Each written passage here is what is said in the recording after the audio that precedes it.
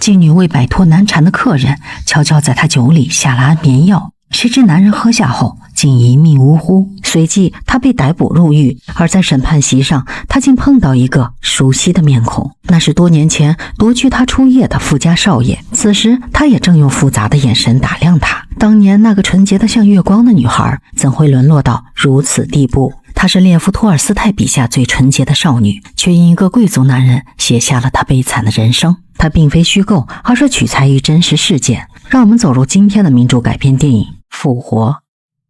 马斯洛娃是一个私生女，一出生便被母亲扔在牲口棚。一对贵族姐妹听到她的哭声后收养了她。姐妹俩对她的态度，一个对她视若己出，让她接受教育，可以和主人一起上桌吃饭；另一个把她当作女仆，从未给过半分好脸色。天还未亮就催她打扫卫生。她虽过着寄人篱下的生活，却纯洁善良，对美好的生活充满向往。他16岁那年，贵妇的侄子贵族少爷涅赫留朵夫来度假，他正处于青春懵懂期，带着贵族少年的优越感，对周围的一切充满好奇。两人年纪相仿，马斯洛娃容貌清秀，性格天真，眼神中满是未经世事的清澈，一条乌黑的辫子垂在肩头，不是贵族少女精心修饰的娇美，却浑身透着未被世俗沾染的纯洁。他不经意地掉落书籍，涅赫留朵夫帮他拾起，这是他第一次注意到马斯洛娃。涅赫留朵夫天天与劳工在一起，他并不明白为何那些不干活的人却拥有土地，可那些每日辛勤劳动的工人却只有微薄的工资。马斯洛娃却说，不赚钱怎么能养活这么大的农场？他不是不渴望土地，而是在长期的生存困境中，早已被贵族掌握生产的思维禁锢，甚至将这种不合理的秩序当作生存的依托。这并非简单的对错，而是两个世界、两个阶级的碰撞。一个站在特权的角度思考公平，另一个却在生存的泥沼里对秩序惯性依赖。两人都不知道，这份迷茫与觉醒的种子终将在未来的岁月里牵引着两人走向截然不同的命运。正如两人都偏爱肖邦，马斯洛娃沉醉于他旋律中的那份温柔与浪漫，涅赫留朵夫则更喜欢肖邦音符下带着傲骨的抗争。那段时间，两人像放飞的小鸟，没有任何约束。涅赫留朵夫攥着马斯洛娃的手，奔过阴草坪，他被一根树枝绊倒，马斯洛娃伸出手，目光里盛着化不开的温柔。下一秒，他俯身吻下去，时间仿佛凝固，马斯洛娃却猛地惊醒，下意识的后退，这是他从不敢奢望的爱恋。他深知自己的身份只是个女仆，怎能配得上这个富家少爷？可两人那份心生的悸动还是被两位老妇人发现，他们绝不能允许一个女仆攀附自己的家人。他们匆忙送走了涅赫留朵夫，离别时望着马斯洛娃含泪的双眼，涅赫留朵夫才明白，这份短暂的相伴终究化作两人心底最柔软的伤疤。在以后的3年，涅赫留朵夫从一个满怀理想的青年变成一个彻底的利己主义者。3年前，他是一个富有自我牺牲精神、乐意为高尚事业献身的正派青年。他对世界充满好奇，他曾把父亲遗留的一块面积不大的土地赠给农民。然而3年后，他升为军官，整日沉迷于酒色与享乐，挥金如土。他还从同事手里抢了一个法国女人。他的母亲知道后，不仅不难过，反而夸赞他。之后，他认为女人除了亲人，其他都是玩乐的工具。那天是复活节，他再次来到姑姑的庄园，见到了马斯洛娃。她比3年前出落得更加动人，记忆里红扑扑的小脸已展开，多了些少女独有的娇美。马斯洛娃看她盯着自己，脸颊泛起浅浅的红晕。涅赫留朵夫脚步不受控制地向她走去。 Christ is risen, Dmitri Ivanovich. Then kiss me. 他心底的那丝喜欢再也无法按捺，趁着没人注意，他轻轻将马斯洛娃拥入怀中。 Katusha, please, I beg you. Stop. Stop. You mustn't.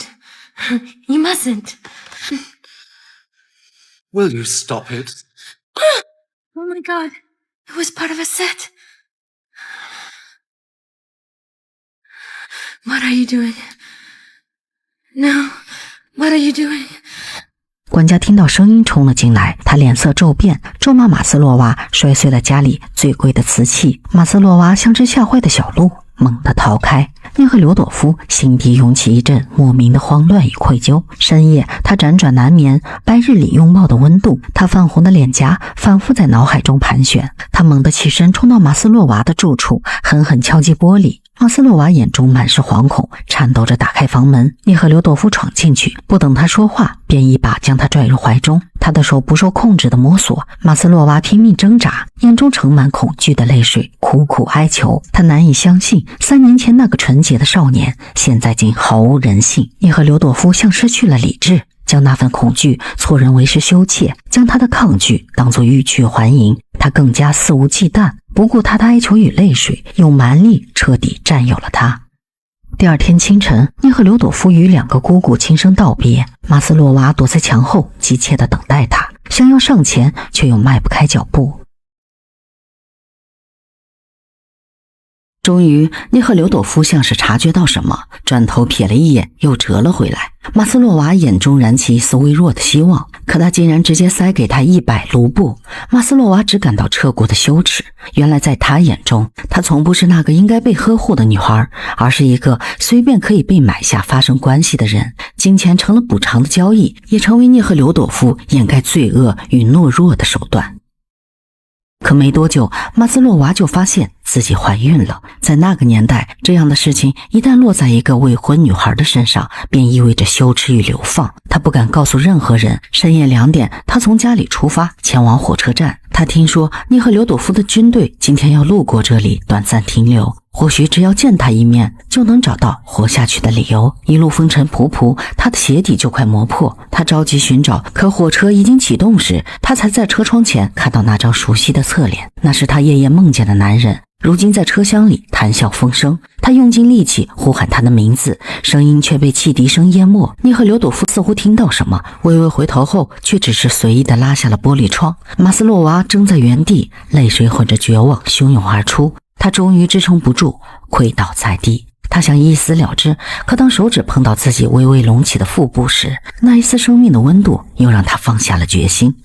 肚子越来越大，再也隐瞒不住。那2位曾经怜惜他抚养他的贵族老妇人，得知孩子的父亲竟然是自己的侄子时，他们高声斥责马斯洛娃的放荡，往日的慈爱、怜悯与温情全都不见。他们想到的只是家族的颜面。马斯洛娃被彻底逐出那个曾经是他唯一归宿的屋子。他去投靠教会医院寻求工作，但因怀孕无人愿意收留。他颠沛流离，最终生下一个男婴。他将孩子送到彼得堡的一家育婴堂，但因照顾不周，这个男婴也很快夭折。这彻底击碎了他的精神防线。他在漫长的流浪中，把羞耻、悲伤与爱一起埋进心里，最终被迫进入烟花之地，成为一名妓女。他心中始终记着那个抛弃他的贵族少爷，却又充满怨恨。涅赫留朵夫回到他的贵族世界，他继承了庄园、金钱与名誉，出入宴会、舞会，衣冠楚楚，是贵族小姐们眼中的理想绅士。他拥有一切，却感受不到喜悦。宴席上的笑声时常令他烦躁，情妇的温柔让他厌倦，因为他的灵魂始终不安。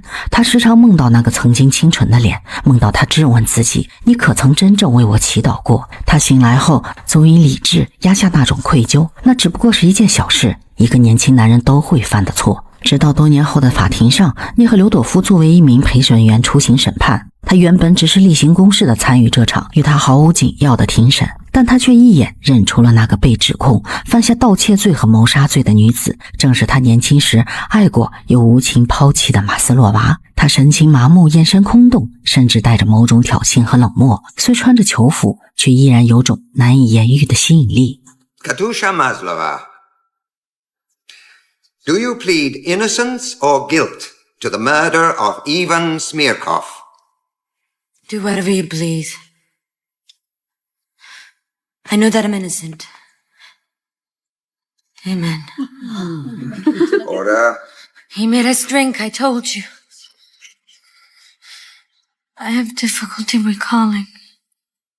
马斯洛娃缓缓讲述起那个改变他命运的夜晚。那天晚上的确有一位客人喝得酩酊大醉，他给了我一把钥匙，让我去他租住的旅馆房间打开箱子，取50卢布作为我的酬劳。我照做回了旅馆，打开他的箱子，取出了属于我的钱。我当时一心只想尽快离开，根本没有注意到老鸨和旅馆的管家正站在一旁，两眼死死盯着那钱箱。等我走后，他们趁我不在撬开了那个箱子，偷走了客人其他的钱。那位客人粗鲁无礼，我一心只想摆脱他。劳保和管家告诉我，在他的酒里下点安眠药，于是我将管家给我的药放了进去，谁知那客人竟然死了。事后，劳保和管家竟矢口否认曾给过他任何药，把一切责任都推给了马斯洛娃。马斯洛娃在法庭上为自己辩护，他讲述了自己悲惨的身世，曾被人诱骗、抛弃、未婚生子，生活陷入绝境，最终被迫沦为妓女。而陪审团也充满分歧，有的人认为他罪大恶极，应该被处死，有的却认为他是个可怜人。 That this orphaned girl, led to deprivation by an unknown man, still unpunished, was thrown out, totally abandoned, on the street, carrying his child that died later.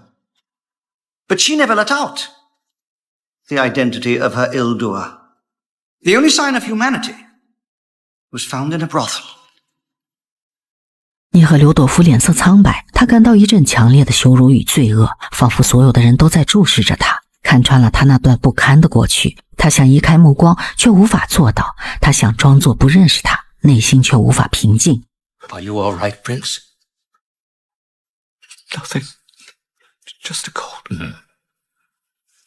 陪审团最终裁定，马斯洛娃没有预谋杀人的故意，因此不构成故意杀人罪。这个判决听起来似乎马斯洛娃是无罪的，但法官和法庭当局考虑到案件影响与社会舆论，认为如果直接释放他，可能会引发公众的不满。毕竟一个商人因他下药而死，若他被判无罪，民众可能认为司法不公。于是在法官的坚持下，马斯洛娃最终被判远赴西伯利亚服苦刑4年，同时也给劳保和管家都判了罪刑。涅赫留朵夫跟法官说，马斯洛娃是冤枉的，案件一定要重新审理。但法官却并不理会，这些底层人在他们眼中犹如蝼蚁，丝毫不值得平等对待。叶赫留朵夫无能为力，只能压下怒火。他身边不乏荣华与诱惑，高贵而温柔的女子芬娜公主与他青梅竹马。她出身显赫，母亲是侍奉皇室的贵族，父亲是位议员。叶赫留朵夫早已功成名就，家产丰厚。而芬娜也到了婚嫁的年纪，她欣赏涅赫留朵夫的教养与善良，和他那种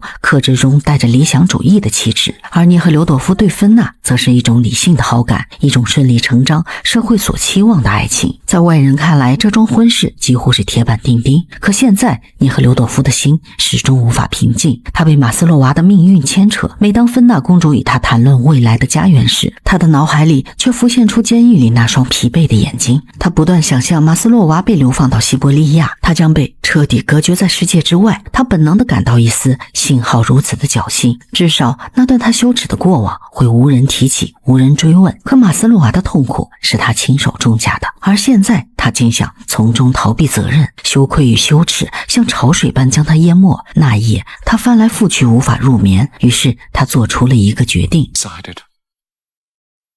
I thought about it all night, and now I know. I will leave everything. I will sell the house, sell the furniture, the paintings, everything. I will leave Moscow. What?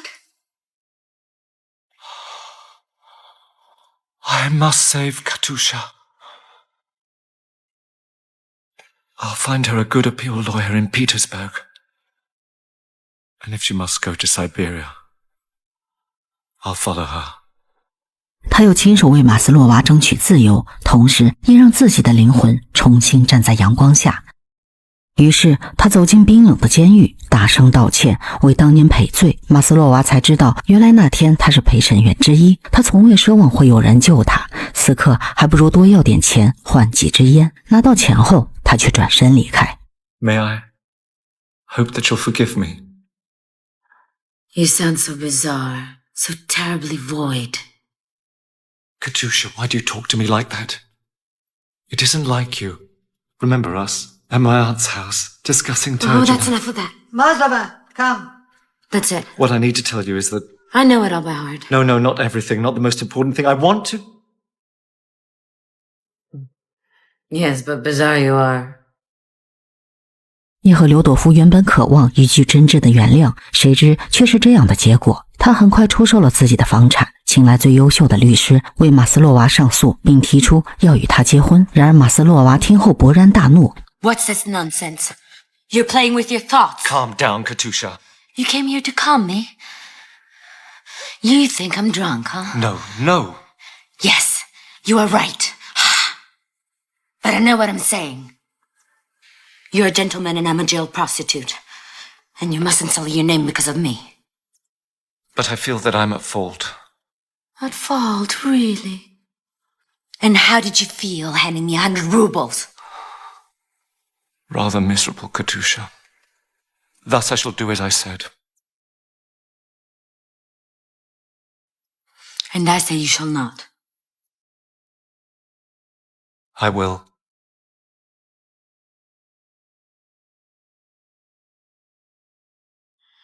Why don't you go away? You already took your pleasure. Now you expiate through me only to save your soul. Go away. Go away. No, don't send me away. You're revolting. Don't touch me. Look at you with that lying, innocent face. Why don't you want to believe me? About getting married?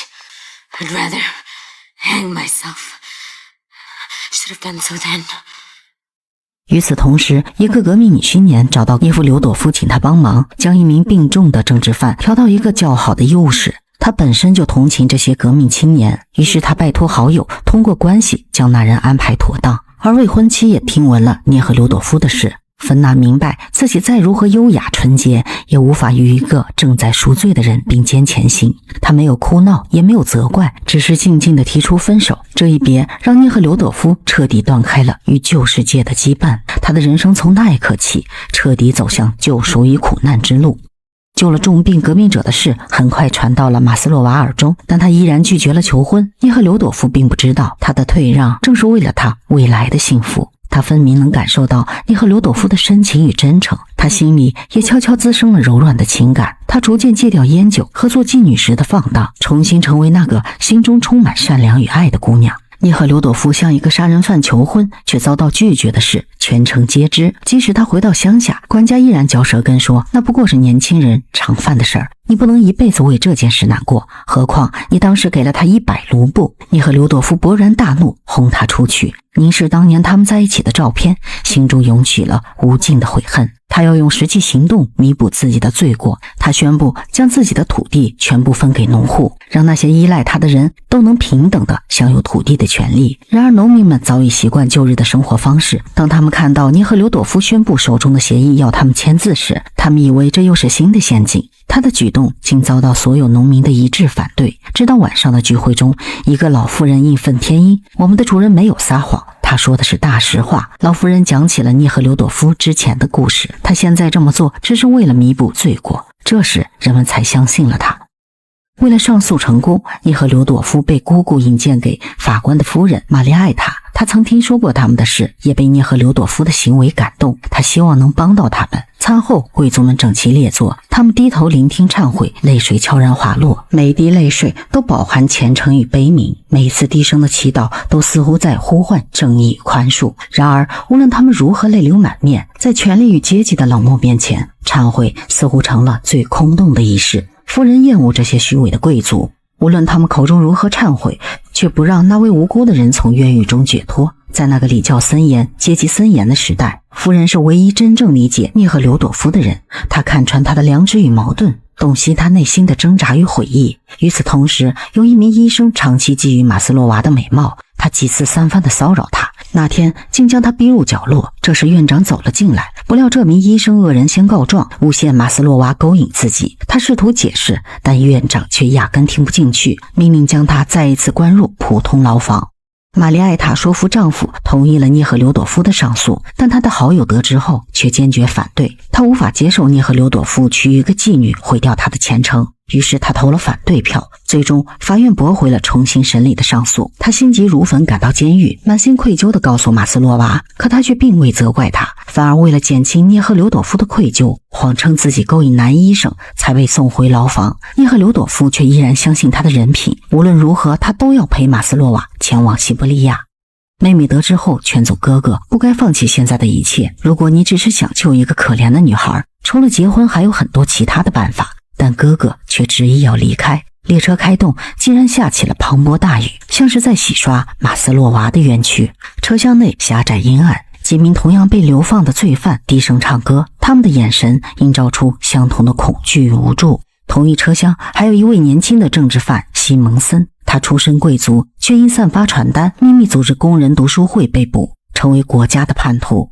他那种对信念的执着，与马斯洛娃见过的那些虚伪的上层男人截然不同。涅赫留朵夫默默观察西蒙森，发现这个男人的勇敢与理想，仿佛映照出自己曾经的抱负与良知。马斯洛娃第一次听到西蒙森讲述他的过去，他的原意中没有悔恨怨意，只有对自由与正义的渴望，这让马斯洛娃心底涌起一种久违的敬佩。在漫长的旅途中，西蒙森成为马斯洛娃心灵的支柱。他讲起自己被欺骗、被抛弃的往事，他静静听着，从不批判。渐渐的，这份情感超越了普通的男女友情。西蒙森与涅赫留朵夫说，他要迎娶马斯洛娃。那一刻，涅赫留朵夫迟疑了。他说，假如他真的不爱我，我便放弃。随后，他着急向马斯洛娃求证，他却只是对他说，我不想毁掉你们任何一个人。在路上，几个男人凌辱马斯洛娃，幸亏涅赫留朵夫及时赶到，但他却遭到对方的袭击而头部受伤。马斯洛娃深情的祷告，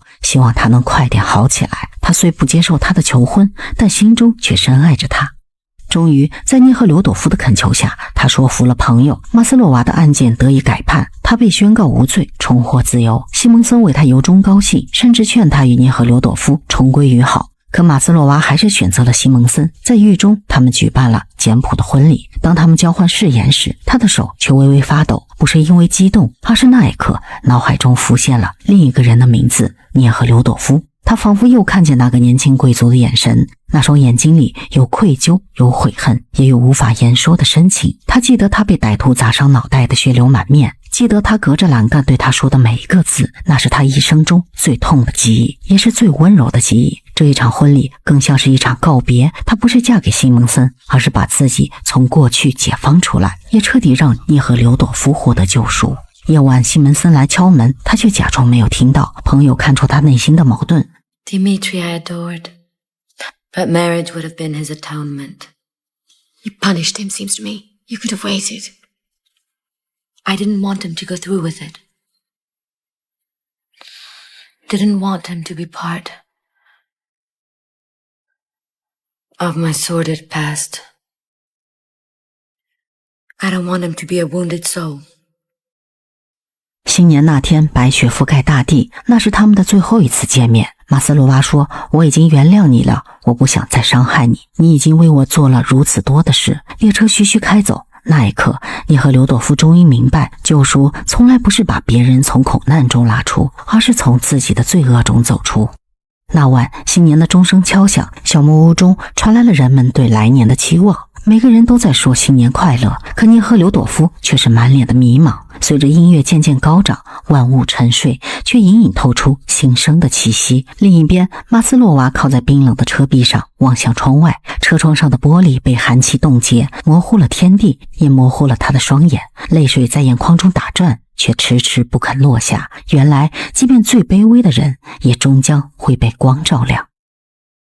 复活这部小说灵感来源一个真实的故事。19世纪末，沙皇俄国一个贵族青年诱奸农奴之女，女子沦为妓女后被诬告判刑。青年良心发现，为其上诉。托尔斯泰以此为蓝本，扩展为对整个俄国社会的批判。作品耗时10年完成，期间托尔斯泰多次修改，融入了自己对社会制度、宗教信仰、人性救赎的思考，最终复活成为其晚年代表作。涅赫留朵夫个人的救赎过程，实际上正揭示了整个社会的病态。他想拯救一个女人，却发现需要拯救的是整个制度。他试图为马斯洛娃脱罪，为农民分地，为囚犯奔走时，遇到的不是理解，而是讥笑、嘲讽与阻挠。涅赫留朵夫并非圣人，他既爱马斯洛娃，又在心底害怕他。他想救他，却又在潜意识中把他当作自己赎罪的工具。小说写的是法律，却质问的是公正；写的是爱情，却探讨的是人性救赎。托尔斯泰告诉我们，复活不是肉体的重生，而是良知的觉醒。当一个人学会如何面对自己的罪恶，承担他人的苦难，那一刻灵魂才能真正复活。原著中，涅赫留朵夫回到了乡间的老庄园，卖掉了城里的宅邸，远离了奢华与喧嚣。他和农民们一起下地劳作，每一日都被简朴与劳动填满。他的灵魂从未如此宁静。他投身教育与慈善，建起小学校，帮助村里的孩子读书识字，为被社会忽视的农民伸张正义。他不再追求名利与地位，生活简朴，生命却充满光亮。你和刘朵夫的救赎不在于改变他人的命运，而在于自己与灵魂的和解。这是他给过去的自己，也给未来的世界最深沉的复活。好片不迷路，带你解读不一样的爱。我是杜七天，我们下期见。